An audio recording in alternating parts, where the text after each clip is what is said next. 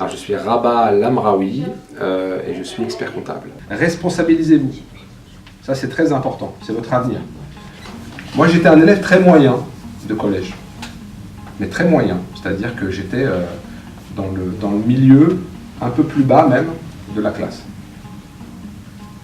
Non pas parce que je considérais que ces matières-là ne servaient à rien, c'est que vous avez de la chance aujourd'hui, il faut bien savoir. Hein. C'est que vous êtes dans des structures qui sont cadrées. Hein. Vous avez une association, vous avez également des parents un peu plus évolués que les parents qu'on avait à l'époque. Mes parents sont venus en France, ils sont complètement illettrés. Hein.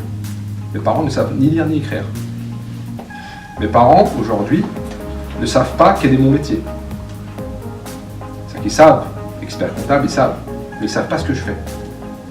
Ils ne sont pas au courant. La seule question qu'on m'a posée sur ma scolarité, c'est « Est-ce que tu as eu ton bac ?» Parce qu'ils ne se connaissaient que le bac.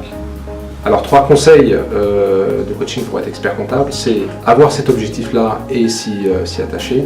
Le deuxième, c'est d'avoir une capacité de travail importante et de s'accrocher à ce travail-là. Il n'y a pas de talent dans ce métier-là, mais que du travail. Un expert comptable, en général, il fait 2 métiers. Il est expert comptable et il est commissaire aux comptes. Est-ce que vous savez ce que c'est un commissaire aux comptes? Non. Il regarde le chiffre d'affaires. En partie, oui. En fait, un commissaire aux comptes, c'est quelqu'un qui va intervenir dans une entreprise dans le cadre d'une mission principalement légale.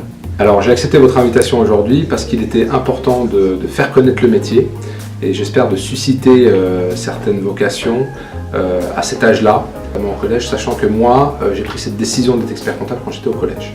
Je me suis dit, je vais faire ça parce que je suis moyen dans l'ensemble des matières. Maintenant, je vais me servir de cet objectif-là pour recommencer à zéro, finalement dans un métier qui est mon objectif, et de faire des choses pour réussir. Et à partir de là, vous faites tout pour arriver à votre objectif. Et à ce moment-là, à partir du moment où je suis passé au lycée, j'étais très bon, parce que je travaillais beaucoup. Je travaillais énormément.